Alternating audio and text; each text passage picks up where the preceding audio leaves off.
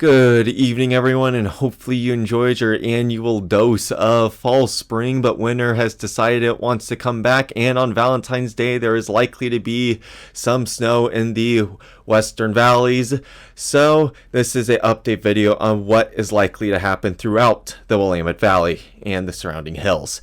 So watches and warnings issued by the National Weather Service include a winter weather advisory for the entire lowlands of the Willamette Valley and the northern Oregon coast, and a winter storm warning for the Cascades and the Coast Range.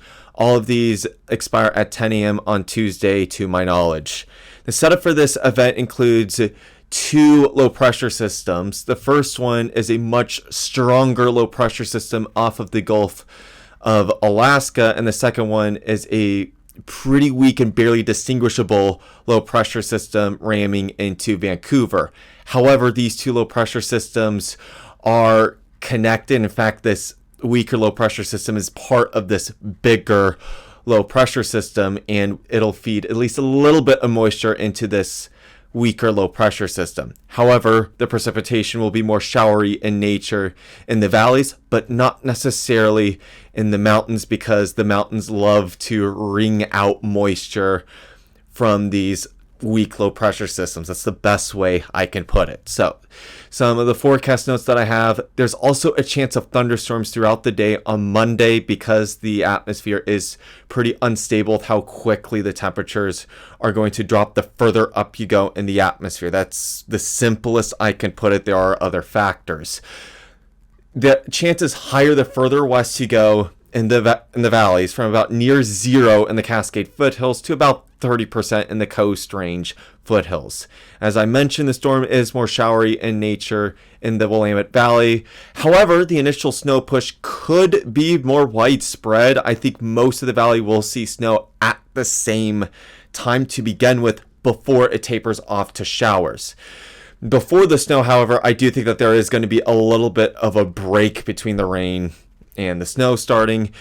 Areas that are less affected by the rain shadow of the Coast Range may see a little bit more snow in the tail end of the event, and conversely a little bit more rain from this, and some accumulation may melt between showers cells, especially if temperatures creep a little bit higher compared to what it is during these rain cells, as it's common for temperatures to drop a few degrees during it. I didn't put it in here, but there's also a chance of hail tomorrow in these heavier showers. Calm winds after snow starts, so it won't feel super cold, even though temperatures will be right around freezing. And this is a one-day event, essentially. Most of this will be melted by Tuesday evening. If you get more than about 2 inches, Wednesday morning could still have some snow on the ground, though it will still affect the Tuesday morning commute. So the timeline: Monday, pretty showery for the most part.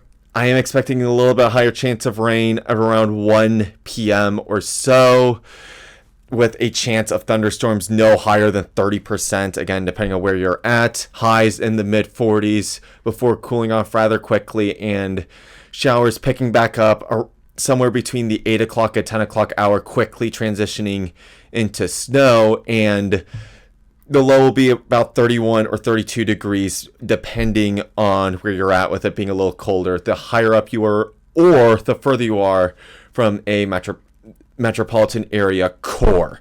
It'll also warm up pretty quickly as we get into the daytime hours after about 9 a.m. However, at 9 a.m. it will still be pretty cold, but the precipitation will be over by then. Snow totals: I'm expecting in the Willamette Valley anywhere from about 1/10 of an inch to about 3 inches. In the lowlands, if you're in the hills above 1,000 feet, anywhere from 2 to 5 inches. The northern coast traced 2 inches, and in the Coast Range and the Cascades, anywhere from about 4 to 24 inches, depending on your elevation. I will note, because it is a little confusing, the difference between like a trace of snow and 1/10 of an inch, because I know a lot of us tend to use trace and like 10 to 4/10 of an inch interchangeably. A trace is typically just snow is only in the air, or it is not measurable at all. 1/10 of an inch is even if there's pockets of snow, generally it gets measured as 1/10 of an inch at the National Weather Service. So to clear that little bit up. So on to the 7-day forecast, and even though 7-day forecast will look similar, I still decided to do 2 separate slides for this. So for Corvallis, high temperatures will be in the mid 40s up until Thursday before briefly warming up on Friday and Saturday before cooling back off on Sunday.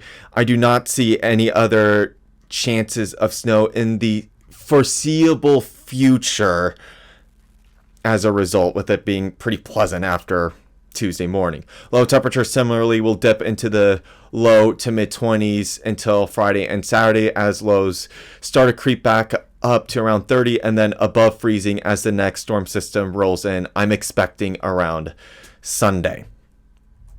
For the Portland metro area, same conditions as Corvallis. Very similar high temperatures. The only difference is the low temperatures will be a little bit warmer on Wednesday and Thursday, with lows only getting into the upper 20s rather than the low to mid 20s.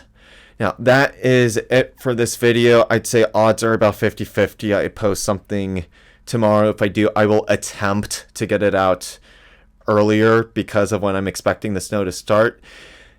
However, regardless of if I put a video out tonight or tomorrow, please stay safe out there and take care.